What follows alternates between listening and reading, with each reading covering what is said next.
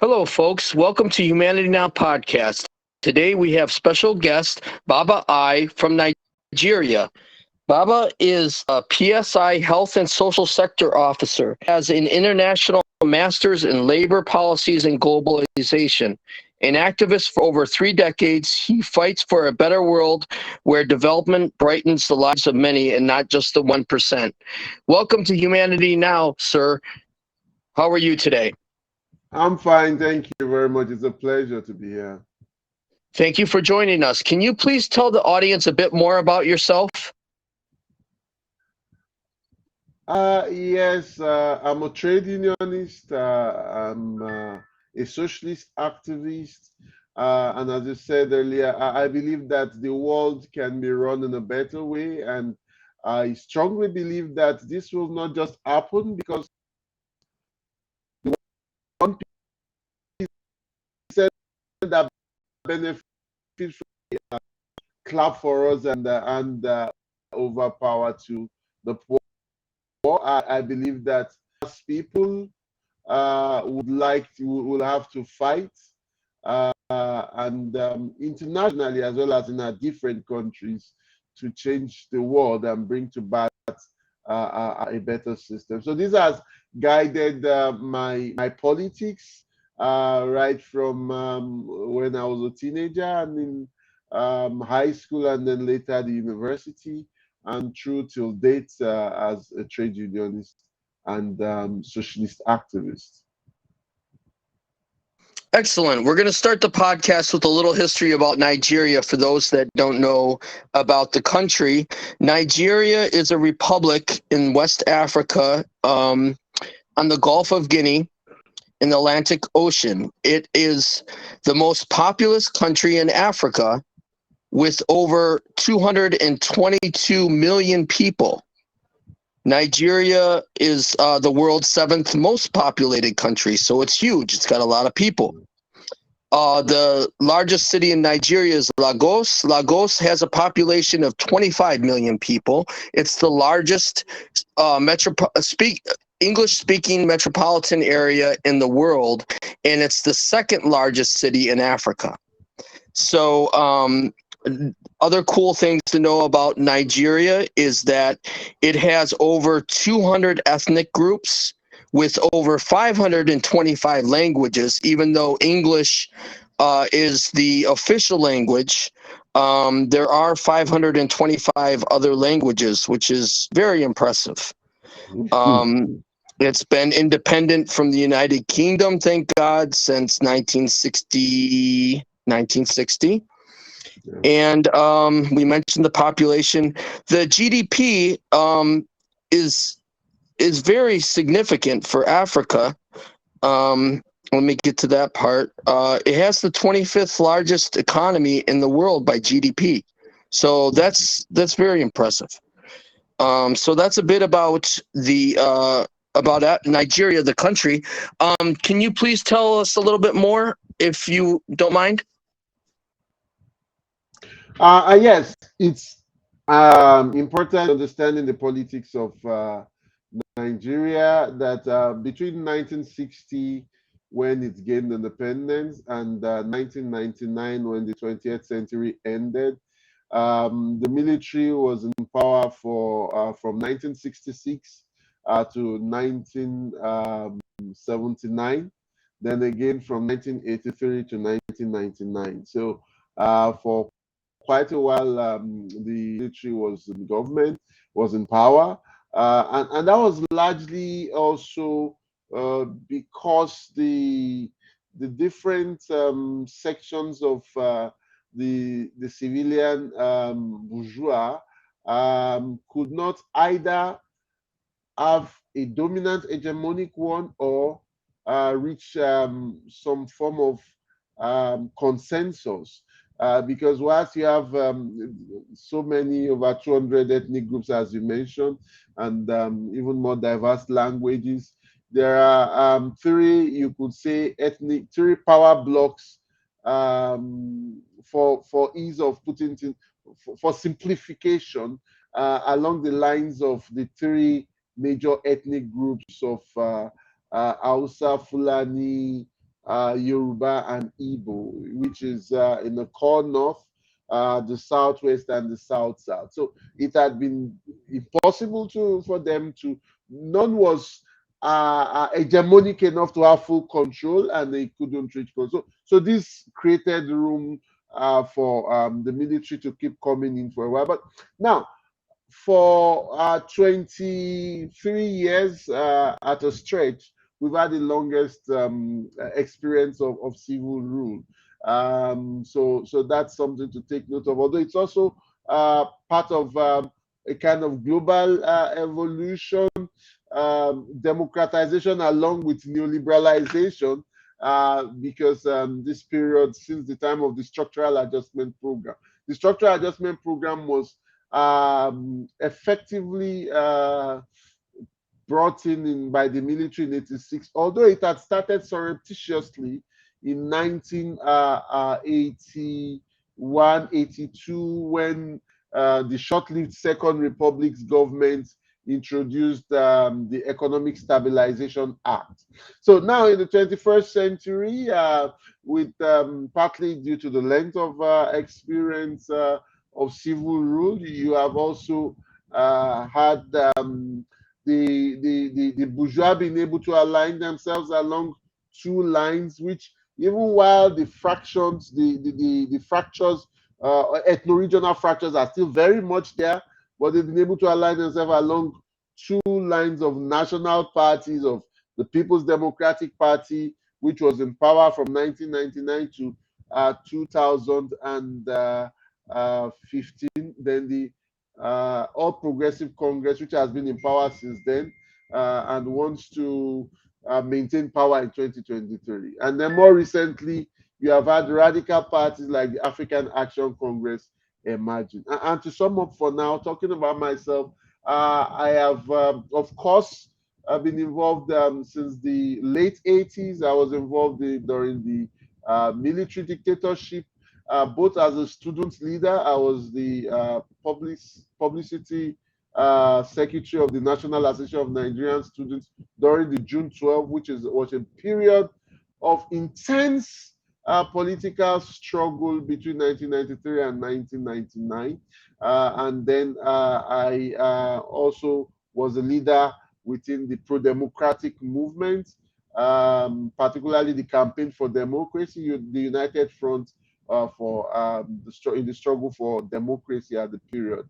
And since then, I've also been active as a partisan within the Labour Party, and also now within the African Action Congress.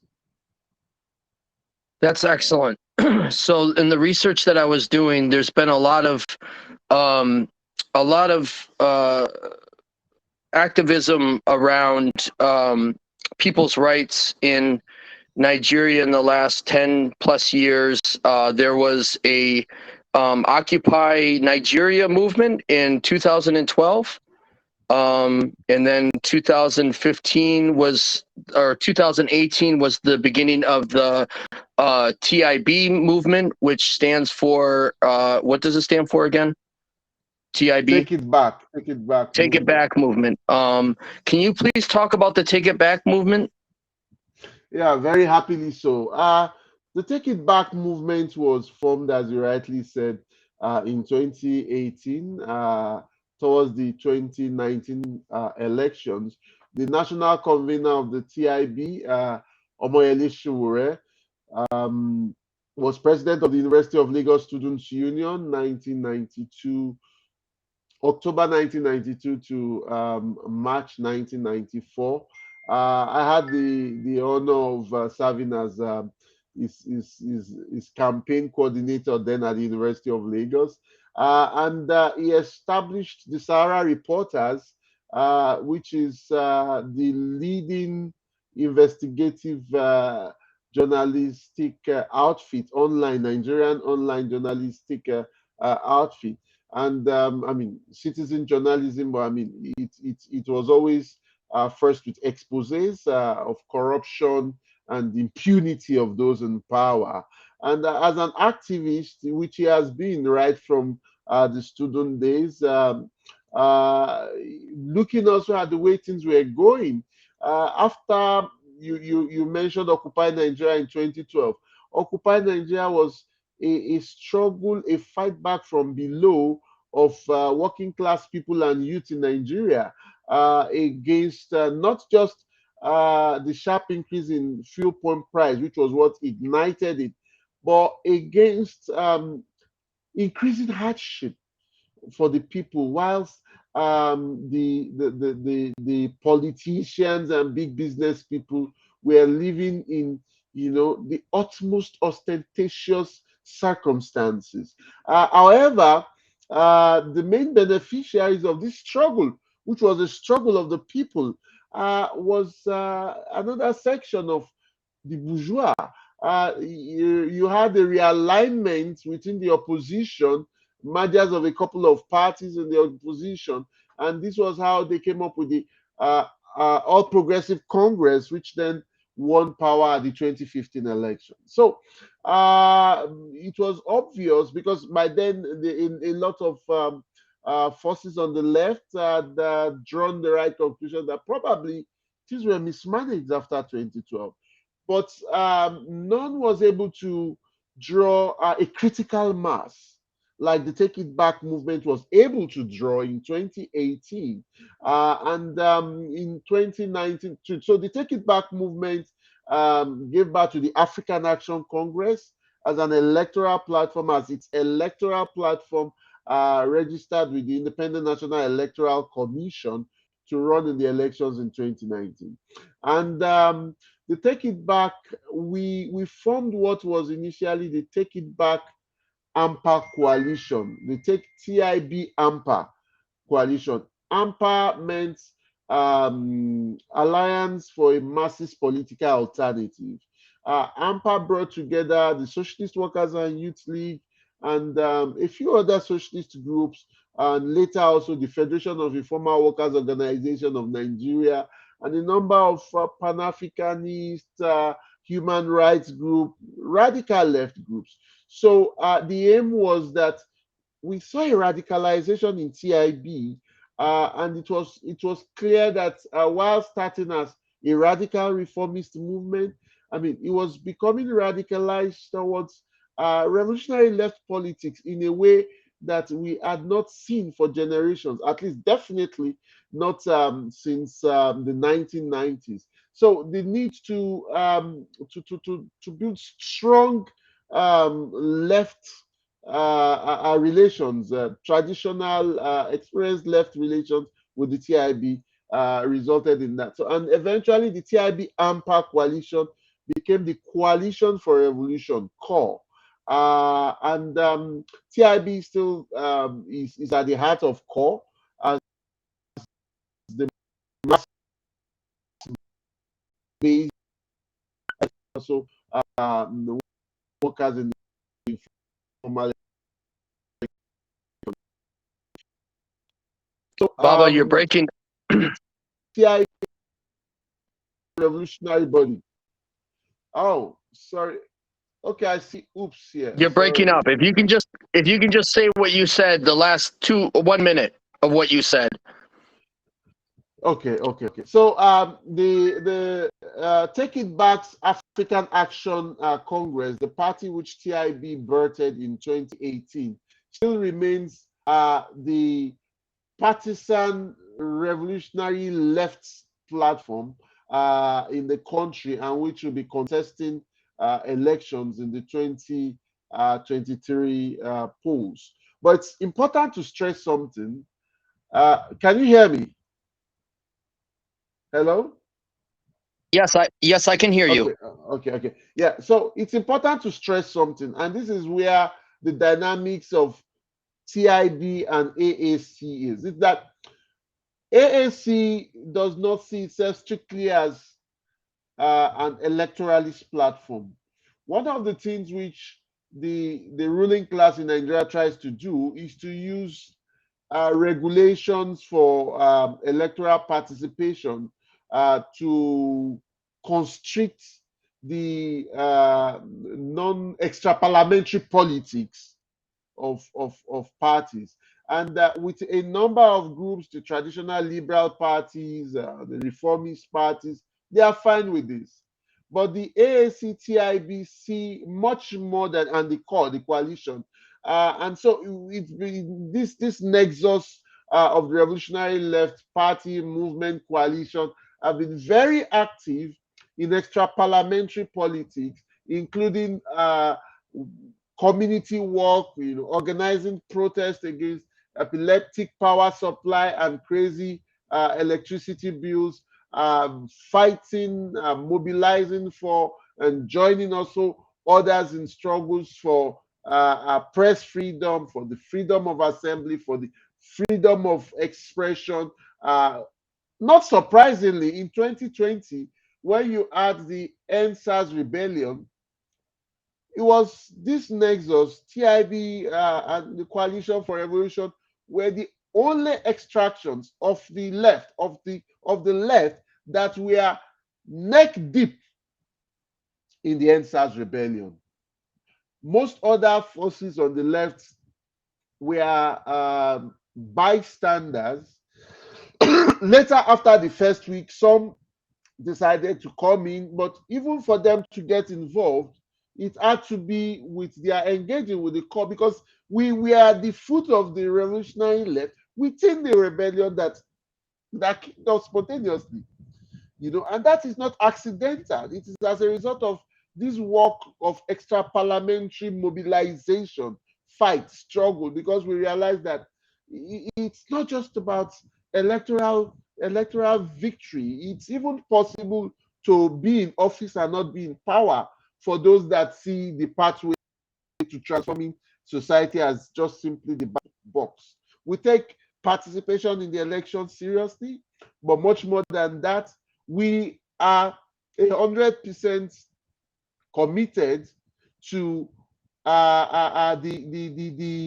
the emancipation, the self-emancipation of working class people.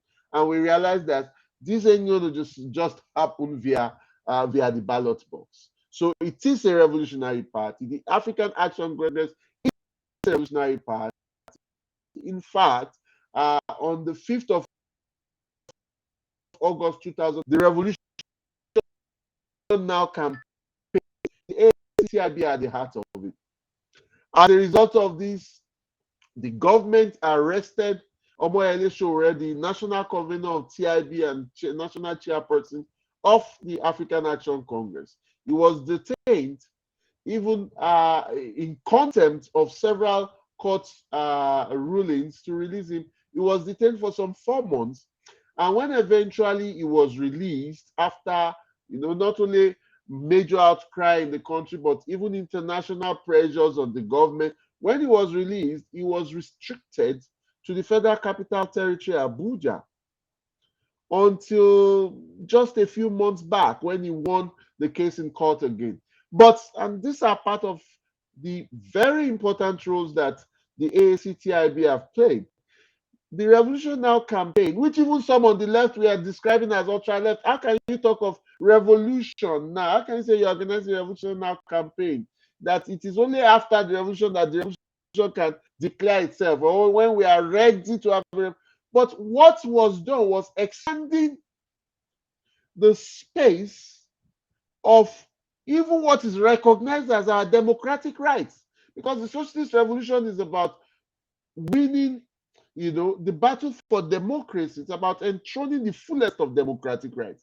So the courts were, because as we're fighting extra parliamentary struggle on the street, at the polls, the courts too, even though they are courts that are established primarily to defend certain interests, but they are also courts that they cannot defend those without allowing consideration for some general democratic general issues of democratic right. And this were tested too. The courts were forced, well, don't let me use the word for it, but it was one there at the court that it was within the rights of citizens to launch a campaign for revolution now. That is very significant. And for you to even appreciate how another aspect of how significant this Revolution Now campaign was, On the 5th of August 2019 that it was launched, there were over 5 million online search on Google Nigeria for the word revolution. It created an awareness of an alternative pathway to liberation beyond the illusion of election.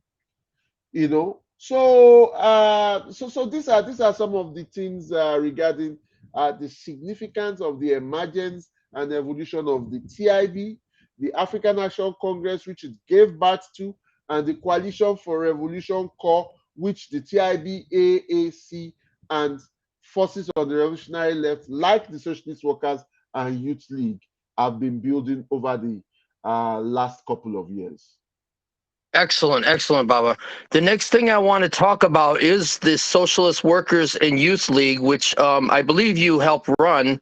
I'm going to put a link in the comments below in the YouTube chat with the website, which is hold on one second. The website is socialistworkersleague.org. Okay, Yeah. and I'm just at the about page here. It says about us. Where do we stand? Independent working class action. In a capitalist society like Nigeria, workers create all the riches, yet very few workers benefit from their toil. Only a tiny minority of capitalists control and enjoy this wealth, while the majority suffer exploitation and poverty. Now, this is excellent what you go on to say here. Can you please talk a little bit more about the Socialist Workers and Youth League? Oh, thank you very much. It's my pleasure. The Socialist Workers and Youth League was formally established on the 29th of January 2011. The roots, however, go much deeper to 1989. On 19th of January 1991, a group was formed, which was the May 31st movement. The May 31st movement, the name itself, and that's why I say it goes back to 1989. Before the June 12 political struggle that I mentioned of between 1993 and 1999, the greatest mass action, rebellion in the country for ages was the anti-SAP revolt of May 1989. And that revolt got to its peak on the 31st of May, which some describe as Black Wednesday. Probably as much as 100 people were killed in Lagos, Ibadan, and Benin, major cities in the country. And we were student leaders then, and we reached some conclusions, which essentially boils down to that there was the need for a reformulation of our strategy and even some principles in the revolutionary left. We saw what was being given birth to as, you could say, a rebellion within a rebellion, a revolution within a, because by then, gradually, the revolutionary left had started facing the pangs of perestroika and glasnost. Gradually, a lot of leftists had started becoming human rights activists, much more than revolutionary socialists that they started from. So we were quite clear that no, there was a need to dam these tides. Yeah, so it wasn't about we changing principle. It was about standing against the revision of principles of what the revolutionary left was, which we saw happening, and which we believe that contributed to the limited extent of leadership that was given to the May anti-SAP revolt. Well, we evolved, we evolved, but we remained consistent. A number of us entered subsequently, into the working class movement, some as full-time officials, some as shop stewards, and so on and so forth. And along the line, at that point, some of the key things that were fundamental to our politics had to do, one, which you just mentioned, had always been there, of the primacy of working class struggle for socialist revolution, that the emancipation of the working class had to be wrought by the working class itself, and that activists or revolutionary organizations could only at best serve as catalysts for this. So, long story short, not surprisingly, also during the June 12th period, we took a position which defined us from others on, because a lot of the June 12th, it has to be very quickly. But in June 12th, what happened was this: on the 12th of June, 1993, the military organized elections, but on the 23rd of June, the elections were annulled, and the presumed president eventually was detained. He died in detention. The military supreme leader that was he died in 1998. So the person Abacha, very infamous person.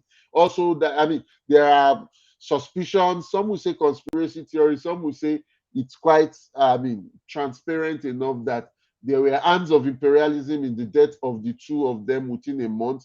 And the reason was because the killing, the annulment of the June 12 elections resulted in massive. On July 5, you had the least estimation of the number of people on the streets in Lagos was 800,000. And I was there. You could see seas of heads. You understand what I'm saying? So, Yes. so this then led to many on the left giving support to MKO Abiola, who was the presumed winner. But for some of us, it was because these people realized that what bound them together was much more than what separated them. We were at Abiola's house that July 5. He initially refused to meet with us until he was told how huge the crowd outside was.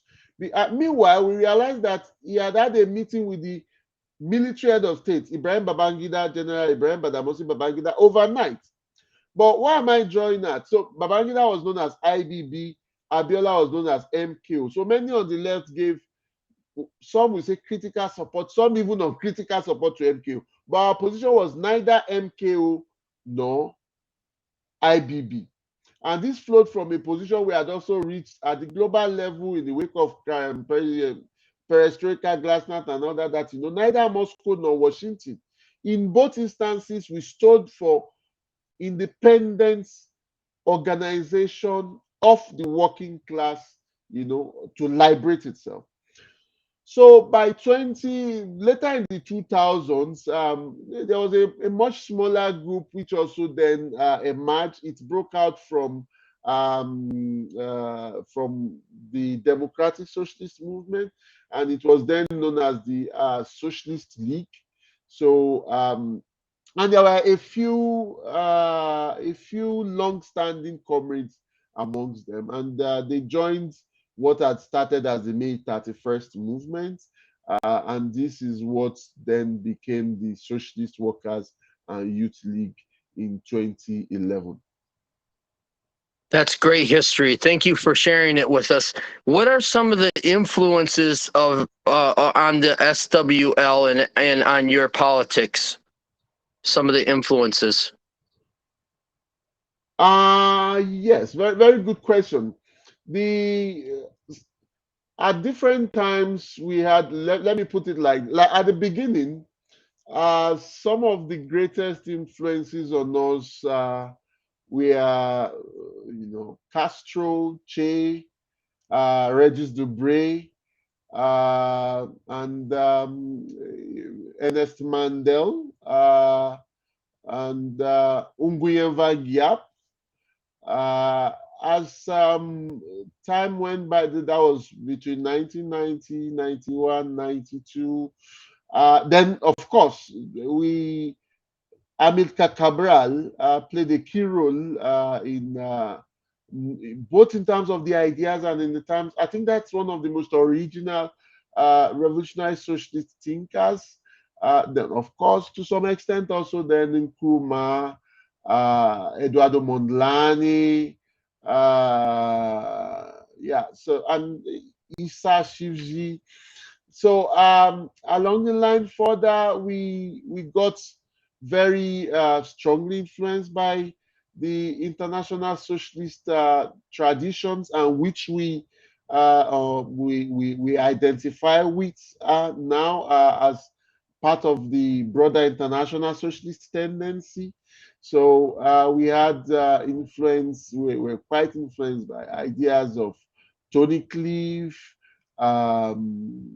Chris Arman, Duncan Hallas, Mike Credron, Alex Kalinikos, and yes, and also CLR James. CLR James had, I mean, for us at the time, is the Black Jacobins was on our must reads list right from the beginning days of the what was the M31M.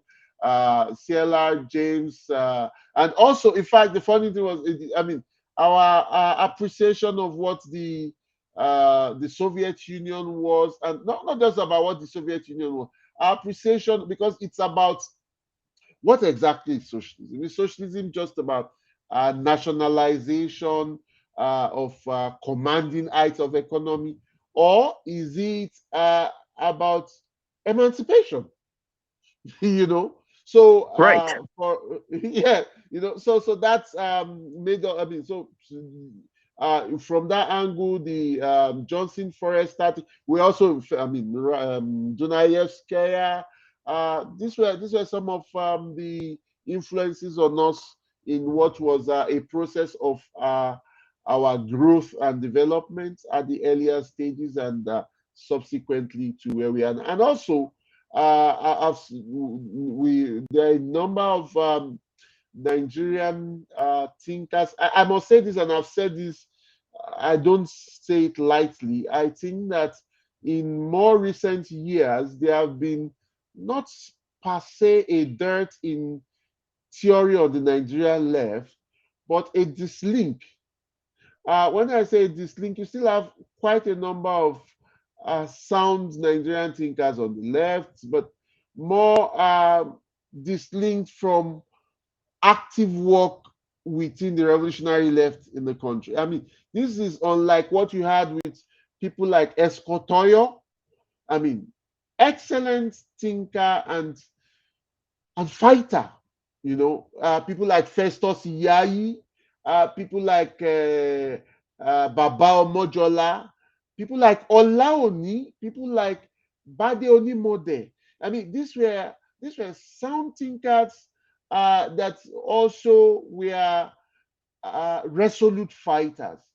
So yeah. So and all of these, some of whom, unlike with most of those I mentioned earlier, we were not just reading from, we were learning from at the barricades. The influences that helped shape what the SWS stands for, and what has been for me my inspiration and guidance to my politics and life. That's excellent. Thank you. What is the SWL up to today? What are you folks doing now? Very good question.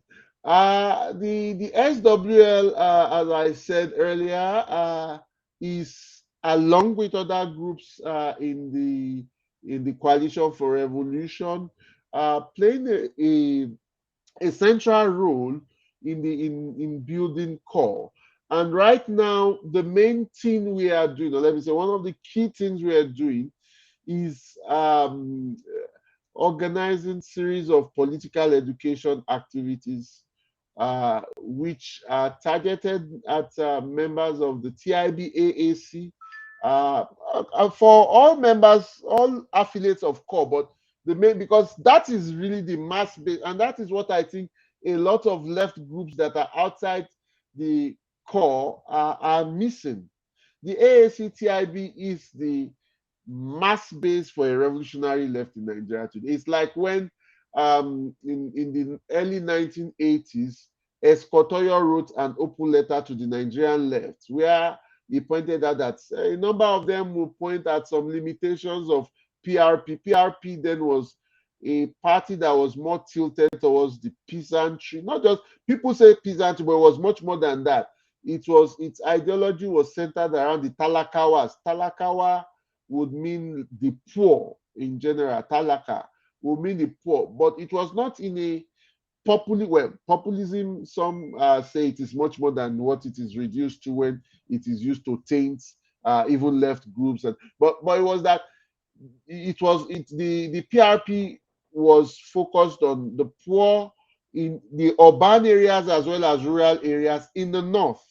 But because there were more in the rural areas, that's why people reduced it to peasantry. But what he was saying, what Esco was saying then was that those on the left that we are not in PRP, we are actually just carrying out what another revolutionary then would describe as political masturbation.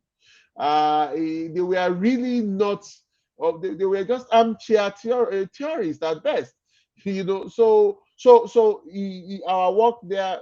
So there's that. Then, of course, with elections coming in 2023, we are also very active in the research and strategy and the manifesto and programs work of the AAC, and yeah. So and also in students' work, we are working because the students' movements in Nigeria has suffered greatly. There have been major setbacks when we were in school and up till the late 90s, early 2000s. The students' movements were bastions of the revolutionary left. But right now, it is not the case. In fact, most revolutionary groups have absolutely, or most radical groups from years back, have absolutely no base on campus. The Marxist Leninist left, for example, they have no base at all on campus. But even those like us that are on campus, we have suffered setbacks, partly, due to neoliberal ideological attacks, but also partly due to repression, by universities and polytechnics management. So we are rebuilding, carrying out work in political education there, bring, and because it's also very important. Then we have SWL members, more than any left group in the country, and we can say this unabashedly. We have presence in the working class, both in terms of shop stewards and rank and file members, as well as within leadership of a number of significant trade unions within the two trade union centers, both the Nigeria Labour Congress and the Trades Union Congress. And for us, that places great responsibility on our shoulders, and also the need of putting first the because it also comes with its complexities. It comes with its complexities, but where and when those that happen to be in the bureaucracy appreciate where we are coming from, appreciate what we stand for, it is easier to overcome because me, for example, in an objective sense, I would say I'm a trade union bureaucrat, but as someone once asked me several years back when I was working as a senior official as well there with the Nigerian Labour Congress, when I published something. It was like, Baba, hey, have you found job in another place? And I was like, for us, working in the trade unions is not a job. It's part of a broader politics, Collington. So for us, we are not going to keep quiet because we are in an objective sense part of the bureaucracy. So this has resulted also in a number of our members that are top union officials facing attacks from less tolerative union structures than some of because the union which I came from, Medical Health Workers Union of Nigeria, has a rich history that goes back to the 1950s of being on the left in the Nigerian trade union movement. So yeah, so these are the things that the SWL is doing, and we are quite certain that in the coming period we will be able, and I'm not talking only of the SWL, I'm talking of the working class in Nigeria, and I'm talking of us contributing to that. We'll be able to be part of bringing to birth a new world on the ashes of this degenerate, obsolete, dog eat dog of capitalism. Absolutely. Amen. We're going to wrap up soon, but I wanted you to please address the Nigerian audience we have with anything you want to say to the Nigerians that are listening and watching right now. Very good. I would want to speak to particular developments in Nigeria now, and which is towards the 2023 elections. It's quite clear that the two major parties, the PDP and the APC, they have nothing to offer. And they are going to try their best to rig, they are going to bring money as they've always been doing. But there's also an emerging, for want of a better word now, I might say illusory alternative. And I don't use that phrase lightly. And in that, it is in the Labour Party. There is a candidate, Peter Obi. You now have people saying they are obedient. I mean, this is one of the most neoliberal, consciously neoliberal politicians in recent Nigerian history. But, and this is why I can't remember who said that heaven help countries where they need heroes, and heaven help countries where they have you. I can't remember, but the bottom line here is that because it can actually point at a few things, even if with several distortions. So people are like, this could be a fresh, a breath of fresh air, just like people felt during the time of Buhari in 2015 when they said they were coming with change. But for the Labour Party today, I was Deputy National Secretary of the Labour Party. I was a founding leader of the Labour Party. And I watched the degeneration of the Labour Party. And I also realized how what you have in more advanced capitalist countries, where at a time the Labour parties played the role of social democracy, which meant being able to provide some welfare state dividend. But in recent times, Labour parties, social democracy itself has become social liberalism. And that is why someone like Obi, who is an arch neoliberal, is the person being put forward for this.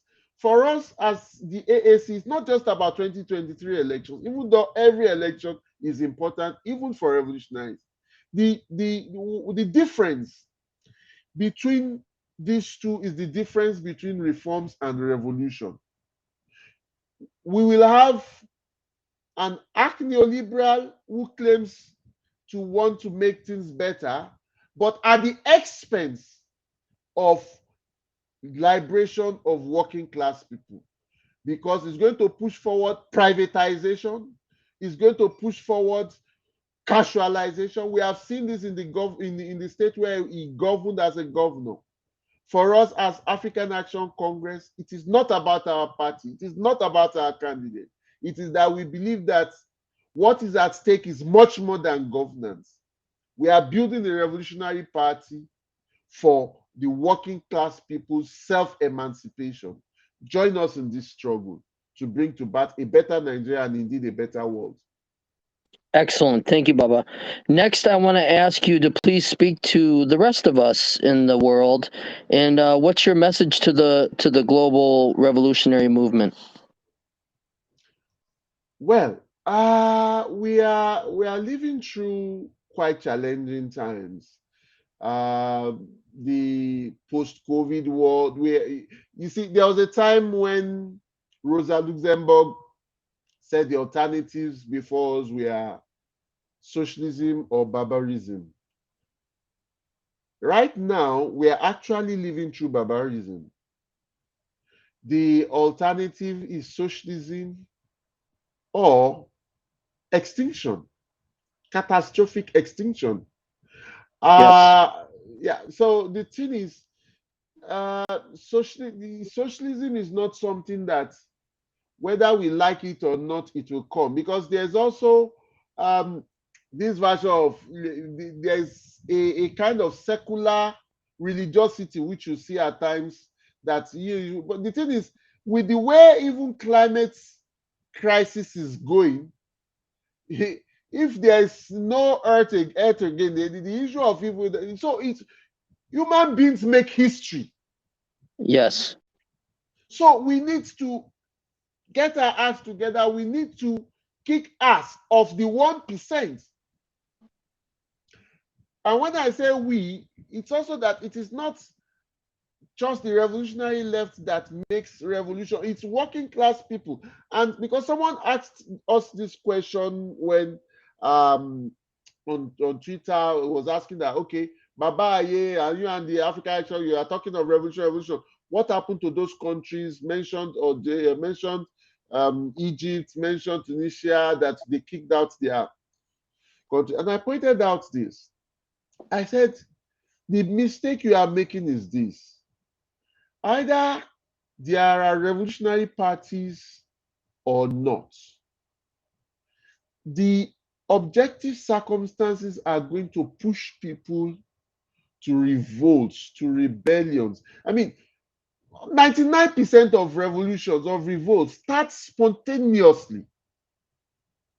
But without revolutionary organization, and not just, you see a few people, a few dozens, maybe even a few hundreds, we say they are revolutionary socialist organization, they'll start quoting Lenin or Trotsky or something, the way Christians will be quoting from synoptic gospel and all that. You see, the thing is, numbers. We need to have revolutionary ideas infuse a critical mass, to have the organization that turns the steam of mass revolts into motion of transformation.